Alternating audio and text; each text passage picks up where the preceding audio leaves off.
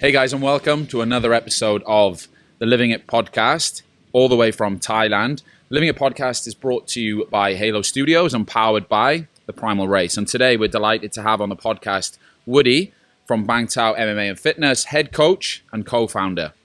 Thanks for having me on. Appreciate it. Our pleasure to have you. So, look, I'm sure a lot of our listeners are very, very eager to learn more about the gym, more about the founding story, obviously, and the reputation that you guys have. But first, I'm actually going to take us back a little bit. Okay. Talk to us about a young Woody and your relationship with sport, fitness. Where did it all start for you? I guess, obviously, going back to the younger years, it's always with the parents kind of taking you to different sports and you're kind of trying everything out, bit of swimming, bit of football, bit of this, going into different camps and stuff. But really what it kicked off for me was when I got to high school. I really came into my own in terms of sport, and I just played everything I could. Basketball, tennis, football, rugby. And it was my love for rugby that really spurred me on. And that's kind of what gave me confidence as I was growing to kind of try different things. And I owe a lot to that sport, to be honest. I know you were obviously a rugby player yourself, and you know the kind of background behind all those things, but rugby as a team and it just gives you the confidence for that. So all the sports and just kind of took it from there. Oh, perfect. A rugby guy then. Let's talk about rugby for 2 hours. No, I like that. I like that when you were younger, your mindset was sort of like throw yourself into everything. Would you say that's important for kids or young people in general? Absolutely, because how do you know you're going to be good at anything, or if you don't try it? And also, not just that, it's the different sports bring you different things, right? Like tennis, for instance. Obviously, you have people that coach you and whatever, but it's a one-on-one game, or doubles, say. Rugby is more of a team effort. You have your own positions, but you work as a team. So I think it's you get the two modalities. I think just try everything when you're young, and just it builds. Some build hand-eye coordination a lot better. You get agility off certain things compared to others. It's just, I think it's really good. To start and just try absolutely anything and everything. Yeah. No. I completely agree, and I think that.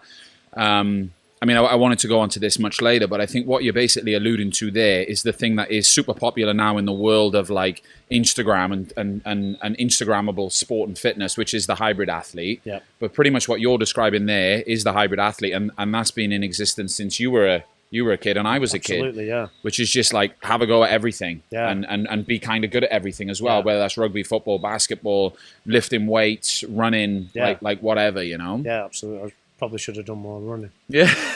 More of a sprinter. Running's overrated, and we'll get into that later as well. But no, I love it. I think that's a really, really good message for anyone that's listening, is just have a go at anything. And do you know what? If you're not even good at it, that's also a good thing, because you're going to find out what your weaknesses are. Definitely. And you can't, you always have those freak kids that's always good at every sport that they touch. But, you can't necessarily be the best at everything. And it also teaches you that as well. I think this day and age, it's, you get a lot of people saying about it, being the snowflake era or whatever. And just because, you get a medal for participation and all that, I don't necessarily agree with that. I think you need to learn how to lose and how to deal with it. And and that's a way of life. You can't just win at everything and everything you touch turns to gold. So well, we're getting deep already, and we are. I think that I cannot agree with you more, and I think people from our generation would completely agree that actually losing at stuff and being a little bit shit at stuff teaches you so much. Yeah, absolutely. And actually makes you a much better person. Definitely. You're teaching kids you just win by default. What does that teach them about life? It teaches them that life is easy and that they're entitled to just be successful without really trying. I think that's a dangerous message to spread. It is, because that goes into all of life, right? If you're starting a business or whatever, you might, you hear of all these stories, and you might have done it yourself. I know I've done it. You try something and it doesn't work. So what you're going to do is pack up and never try again. So, well, I think some people do that. Yeah, they try it once and they realize, oh, this is quite hard. Yeah. And then they just quit. Yeah. And unfortunately, that's not the case. A few businesses that I've been involved with, I mean, they certainly didn't work at first. Some of them are still not working now, but you have to just keep going. Absolutely. Like it really, like to build anything worth building, it does take time, which I'm sure we'll go into with what you guys have built here as well. But anyway, to continue the story, so you were in Northern England? Yes, yeah. I was originally from Edinburgh. All my family are from Scotland. Okay. And then I moved down when I was young to near to Warrington area. And that's a very much rugby league type town and area. So I actually started playing rugby union first. And then when I was 18, one of the local clubs joined our rugby union club. One of the local rugby league clubs joined our rugby union club to use the pitches and stuff. And they said, do you fancy a game? And I was like, yeah, I think this is going to be more suited to me. And I absolutely loved it. Yeah. Loved it. And I switched and just started playing rugby league from there. And the whole thing about lower league, rugby league is amazing. Like, what's some of the highlights? It's so rough. Yeah. You're getting like, fellas in their 40s still playing, and because you're a new kid on the block, they're trying to give you the cheeky 1-2 and wherever they can, and I don't know, it just builds your character, right? And then you're around a team that are rough, quite rough people as well. It's all working class, and I just loved it, absolutely loved it. And then as I grew into that, I ended up playing for one of the top amateur teams in the country, and I represented the northwest of England as well. So that was pretty cool. So yeah, and then kind of moved out here. Yeah, that's amazing. Like obviously, my background is in rugby as well, and just to echo what you said there for a second, like my favorite thing about rugby, and I say this to anyone that'll listen, and anyone that maybe hasn't played the game or they've never even heard of the game, I think that how it builds character is the best thing about rugby, because you do have like the older guys that maybe want to put a shot in off you, hit you a little bit late. But the best thing for me about rugby is the game finishes and everyone's best mates. Absolutely. You've got the utmost respect for each other, and like whether you're on this team or that team, or you support this team or that team, you're just all mates. Your common thing is that you love rugby. Yeah. And someone maybe took your eyebrows off during the game, but then afterwards they'll buy you a beer or they'll have a chat. Yeah, like we formed friendships with like other clubs all over, like Warrington and Widnes and Wigan. And on the pitch, like they're trying to take your head off. But like you say, afterwards, we all have a beer. And sometimes they would come to like, some of our players' weddings or whatever else. And that's what it's all about, right? At the end of the day, it's sport. It's all universal. And everyone's playing it because they love the game. Yeah. Or love whatever they're doing. So, it's good. Yeah. I did enjoy it. Really enjoyed it. Yeah. So for anyone that's listening, yes, rugby is the best sport in the world. Absolutely. But okay, so you played a bit of rugby in Northern England. You obviously went on and played a good level, represented a little bit, which is obviously really, really good. And congratulations on that. Sure. And then, so you moved to Thailand. Then, how did that come about? And tell us a little bit about that. So actually, the first time I came across to Thailand was 2005. Okay. I was just at home and I was watching, I don't know, BBC or something like that. And it came up with all these people going to Thailand for training camps. And I had been always like kind of in between seasons of rugby, boxing and most recently to that was my friend took me down to do some Muay Thai with the guy that was doing it. So from there, I was just like, do you know what? I'm going to book this and go. And that's what I did. And so I actually came to Phuket and I went to one of the gyms down south, Tiger Muay Thai. And walking into that place there, I mean, you've been down to the soy now. It's insane. But back then, it was jungle, Tiger Muay Thai, another gym, and a couple of hotels. And the rest of it was, like I say, just jungle and farmland. And when you walk into Tiger, there was like 2 rings, like this little shack, little bamboo hut, which was the office. And they just had, at that time, they had an honesty fridge. So you could just take whatever drinks you wanted and you just wrote your name and you just pay it at the end of the week. It was like that. So so that was the first time I ever came over, was 2005. Then I didn't make it back because I obviously went back home and played rugby. I didn't make it back here till 2010. And I came out and I had some fights. Oh, wow. So I trained and fought. And I went back home and fought as well. And then during that time period, I'd met another friend of mine called Mark. He was a former US Marine.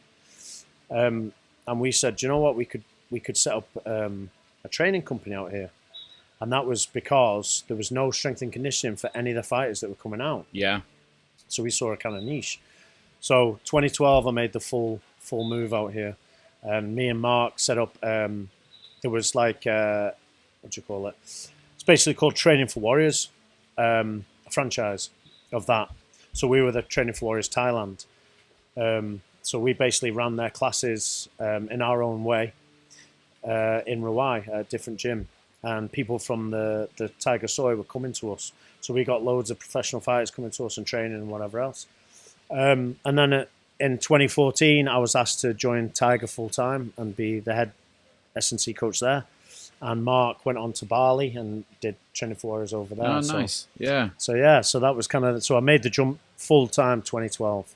So like from what I'm hearing here, it sounds like yourself and your mate were quite a big part of almost like a shift in the mindset. And what I mean by that is a shift in how important it is to get your S&C stuff alongside Absolutely. the fighting, because it complements it so well, right? Yeah, because back then, obviously the other sports like rugby and stuff, that S&C has always been around, kind of, and it's always been evolving. Like a lot of the coaches were taking stuff from the NFL guys and whatever else. So rugby-wise, we've always had good coaches, but MMA has always been lagging in that area. And so when we were both out and we just happened to meet each other when we were training at Tiger, we both had the same mindset on that. So yeah, we did a few courses and that's kind of what we did. And yeah, we were drawing people, like I say, from all these other gyms to come and train with us. How big of just to zone in on that for a sec, how big of an impact does it have on someone who's a fighter? How important is it for them to really be on top of their S&C stuff? Huge. It can be the difference, right? Because if you've got two people, let's say, are of equal skill, if another person is fitter, stronger, faster than them, who's gonna win?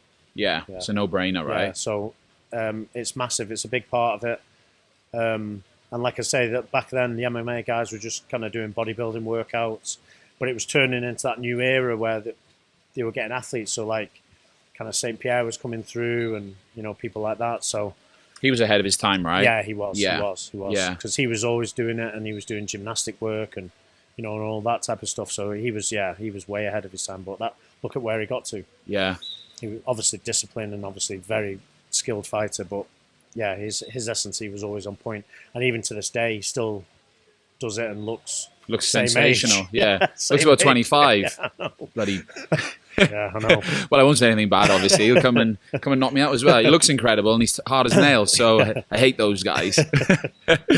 You're right. And I think that, we've actually had a few ladies on the podcast this week and we've been speaking about the importance of S&C, lifting weights and all that stuff, just with regard to like general health, not only for performance, but I think that the benefits associated with S&C work, following a focused program, having a good coach, resistance training, they just can't be underexplained. Like they are just overwhelmingly, there's just so many benefits for everything. Yeah, that's right. And more we're seeing now because we're seeing a shift, right, in the industry again, where it's all promoting the wellness and longevity and whatever else. And one of the big things is, all the scientists and doctors and whatever else are saying that you should lift. Yeah. You should lift and you should lift well into weight, as much as you can, well into your 70s or whatever, and even 80s. Yeah. And you do see those people that have been consistently lifting their whole life, they just still look phenomenal and they still move well and they're still, fit as a fiddle. So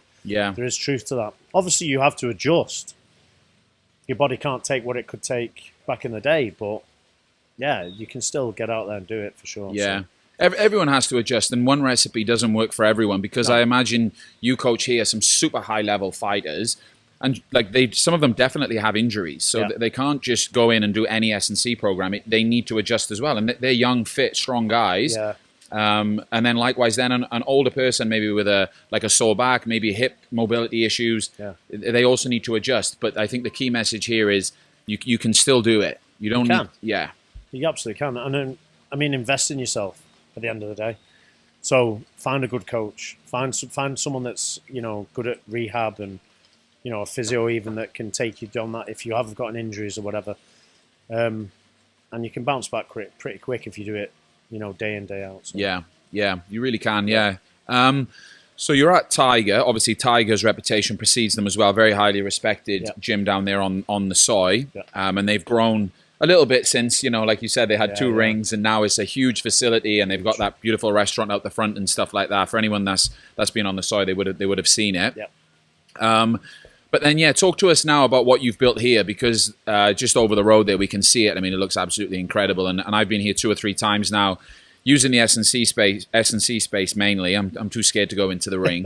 But yeah, obviously incredible what you guys have built. And I think that your presence on Instagram and on YouTube and just the word of mouth as well around it is incredible. But yeah, tell us a little bit more about like where did the idea come from and then your journey to build what it now is. Sure. So we kind of always had the idea that we wanted. There was always talks between a few of us of getting our own space one day. That was kind of always the dream, right? But it's obviously very expensive. There's a lot to it, especially as we're in Thailand. It's not everything is smooth sailing. So it just when COVID hit, it was Alex, the head of the BJJ, and obviously our other co-founder. So we had all worked together and we were all head of our departments respectively. So he just said, listen, lads, this might be the ideal time to get off our asses and, sorry if I can swear. I don't know what type of podcast this is. So get off our bums and let's do it. And so he was kind of the driving force to kind of push us to do it. And me and George had always talked about it. But it did take Alex to kind of get us up and get us moving, which was great because we needed somebody like that. Then it just kind of progressed from there. And it was someone had mentioned to him about a spot where we are now, because we'd viewed a few different spots. We'd viewed down towards the soy. Yeah. We were looking around there, and we were looking kind of near there because we thought, you know what, we want to play it safe. Maybe we'll. But anyway, Alex kind of had been shown this up here. And me and George were kind of like, I don't know, I've not spent much time up that way. Are we going to be able to pull people from the soy? And then George came up and spent some time up here, liked it, and I kind of did the same. And then I said, you know what, let's just go for it. So we all agreed, let's just do it. And when we had some really good friends invest in us, because we couldn't have done this ourselves. So we had some really good friends that trusted in us and invested to help us obviously build this great facility. So yeah, it's going to be 4 years in April that it's been open. We started quite small, and then in the first year we had to expand, and then the second year we had to expand again, and then second year again we had to expand into what you see it is now. So yeah, it's pretty good.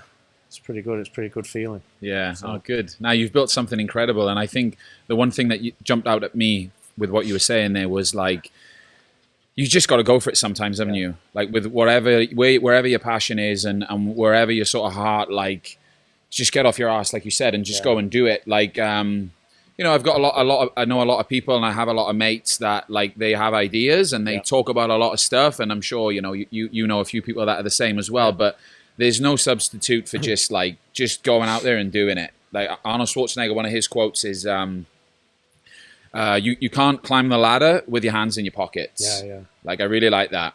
Yeah, I think as well, because I mean George will say this as well. He wanted something quite small, and it was kind of myself. I think Alex and kind of the main investor were like, nah, if we're doing this, we're doing this, and that's kind of what happened. So it's it's really good. We were lucky that we had good people around us that supported us as well. Yeah. Because like I say, we couldn't have done this on our own at all. And also, I think why we kind of jumped over in terms of and kind of blew up so fast was our reputations we'd built we'd been here 10 years already. Yeah. Each of us kind of 8 to 10 years, 6 to 10 years each. Yeah. And we built very good reputations, very good relationships with high-level athletes. So we kind of got a head start on it. Yeah. So everybody that knew of our coaching and knew of our our kind of presence in the space came to us straight away. Yeah. So, and it was quite nice because it's a completely different area, completely change of scenery. So a few people preferred it up here, some didn't. But they still came and supported us, so it's good. No, you're right. Like you guys, I mean, we've all heard of all of you, only spoken about in the highest regard, and you all built those foundations. Yeah. And then I think you just like going out there and doing it then was building upon the foundations you'd already set, Sure. which is you'd worked for it. And then I think, you obviously executed something really special based on all the hard work that you'd already put in, which is like the perfect combination, obviously. Yeah. And now, like, you look at what you've built now and you've got like, you have the biggest names in fighting from all over the world, working here, running seminars here, visiting, training here. I mean, like, I don't think there's anywhere in the world that like can match you in a lot of ways. Yeah, I mean, we like I say, we built all those contacts and reputation, relationships, through those years. So it's quite easy for us to obviously bring Volkanovski over. He's one of our partners. Yeah. In the gym, so he'll come and train and do a seminar for us. He's pretty good. Whatever else, yeah, he's all right. I taught him loads. Taught him everything he knows, actually. So then obviously we have the contacts to reach, all these high level people. So like obviously we've had John Jones across, we've had St. Pierre, Anderson Silva, the list goes on. And then we're obviously bringing in the Muay Thai guys. So we had Borkow not so long ago. We've got a couple of Muay Thai legends across that are doing like guest coaching spots for us where they can earn money, and obviously it's good for us too. It's just great. We like to bring things that are like I said before, new and innovative. Can't even say that word. Struggle to say it. And then just keep everything fresh and keep everything going. So it's good for us, good for the customers. That's what we want. We just want to build a place that everyone regards as, the best facility in the world, I think. Yeah. And stand on that. Yeah. Well, you're certainly off. I mean, 4 years in, coming up now in April, you're off to a flying start. Amazing. It's good. Talk to us, some of our listeners then, about maybe, like, I think a lot of people will be interested in this. So how many years total now have you actually lived in Thailand? Lived in Thailand full time since 2012. So is that 14 years? Yeah. 12 years? No, 13. 14. Yeah. Can't even think what year it is. 2026. 2026, I think. 14. I mean, I'll check my diary later, 14. but I mean, they all blend into one now when you start getting a bit older. That's it. But so my first time in Thailand actually was, I mean, I had a quick visit to Bangkok a few years ago, but my first proper time spending some time in Thailand was only a year ago. Yeah. And it wasn't what I expected. And I absolutely loved it. Like, the infrastructure here is way more advanced than what I thought. And I know that might sound a little bit silly, but things like roads, schools, hospitals, restaurants, like, it's very, very good, very like nice. Like, the food is unbelievable. Roads are very good unless you get caught in a little bit of traffic. But like I really enjoy my time here every single time I come. But obviously you're like part of the furniture now. So what are some of the things that you love the most about here and living in Thailand? Just to go to that, because some people used to think that I'd just lived in a hut in the woods somewhere, in the jungle somewhere. It's mental. It's like, no, they have proper apartments and houses out here. Don't worry, I'm all right. I'm good. I'm not at that stage yet. But I think I love the weather. I love the lifestyle. Like, I live 10 minutes away. I just jump on my scooter and I'm just up over the hills and I just look out and I see the ocean. It's just beautiful, man. Just driving to work. Like, the drive to work is nice. Yeah. You just pick up a coffee on the way for like £1. Wow. And it's just like, and I'm just supping my coffee and driving along. It's nice. So nice. And drive into my place of work, which doesn't feel like work either. No. I think that's the key, and why I've loved it so much is because when I step foot into work, it isn't really work. It's like a lot of the athletes I train, I have great relationships with, so they're all my friends too. So we work hard and we get serious when it needs to be, but they're all my mates as well. So I think that's one of the key things is why I enjoy it. Obviously the beach, the food is great, and also the people you meet all around the world. I mean, we'd have never met, maybe. Yeah. And the things that just come and gravitate towards Thailand. Yeah. You meet some amazing people from all over, and also you mix with people that you might never ever have mixed before. from different cultures, different religions and stuff like that. And I love it. I really love that. But that's beautiful, yeah. I think a lot of the stuff you described there, like what it comes back to, and we spoke about it a little bit at the start, is health and wellness, isn't it? Like your social interaction, you mentioned, like everyone at the gym is like your mate that you work with, and you meet so many different people. That's all social interaction, and that's so important for our health. Spending time outside in the sun, good weather, again, so good for your health. It's so easy to eat healthy here. Yeah. The food's super clean, it's fresh. Like there's a lot of fruit, easy accessible, and it's cheap as well to eat healthy. I mean, I was in the UK last week. It is a mission to find a healthy meal. Like and it costs you a fortune. Yeah. You pop into the supermarket, everything's processed, everything's in a packet, everything's got additives and all that. I mean, you can't buy packaged food here. Everything's fresh fruit, fresh drinks, fresh meat. Like that's one of the things that I like about it. It's so easy to be healthy, and it's so easy to lead a healthy lifestyle. Absolutely. So that's why I love it here. I mean, it's just, the outdoors, right? Yeah. That's what it's about. So, apart from rainy season. Yeah. Sucks a little bit more. So, as we sort of come to the end of the podcast now, we're obviously running a Primal full sim at the gym in just over 2 weeks, I think, something like that. 7th, right? On the 7th of March, yeah. So we are bringing Primal Race to Thailand, and for all the reasons that we've just described about why Thailand is so amazing, that's why we decided to bring it here as part of our big expansion plan now to bring Primal Race to Southeast Asia. So for anyone that's listening and they may be thinking about popping down on the 7th of March, what can they expect in the session? Yeah, well, obviously, I'm new to Primal as well. I hadn't previously heard of it until, obviously, we met. But doing my research on it, it's definitely something that I would love to kind of be involved in as well. It's definitely more suited to my type of body structure, shall we say. I'm going to hold you to that. Not quite yet. I've just got a niggle in my knee. But yeah, I'm keen to get involved in it. I think on March the 7th, what people can expect is obviously there's going to be a team of good coaches there leading everybody through kind of what Primal is.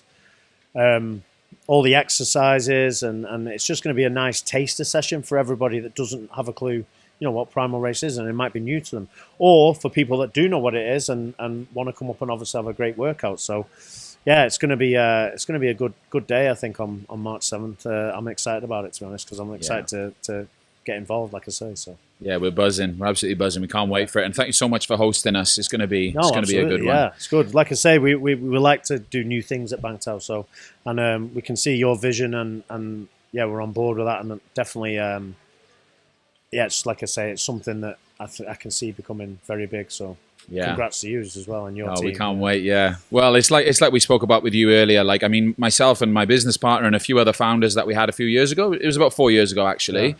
We had this idea, and we were like, look, this is pretty cool. Let's see how big we can make it, and we just went for it. And it hasn't been smooth sailing. It's been late nights and long days, but we just love every single second of it, and we're going to see how big we can make it now. That's what it is. That's what it's about. Yeah. But anyway, to finish, what's next for you guys then? So, like, obviously you're 4 years in now. You're always looking for new and exciting things, but can you give us a little bit of a glimpse? Anything exciting that's coming up that people should look out for? Again, this year we're looking more. Obviously, we've got some very big name seminars coming up.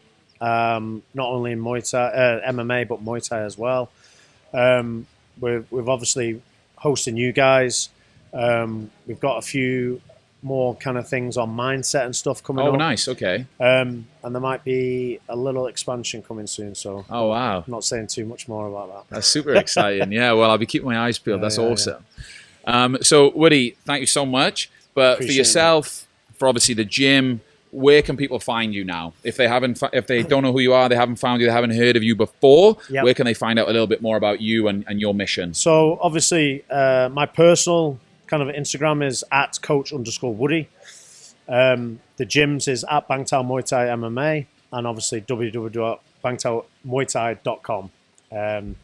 That's where you can find all the information about us, the coaches, the gym itself, how to book, how to visit us. And like I say, the gym is there for everybody. It can be a professional, it can be a beginner, doesn't matter. Just want good people through the door. That's all we want.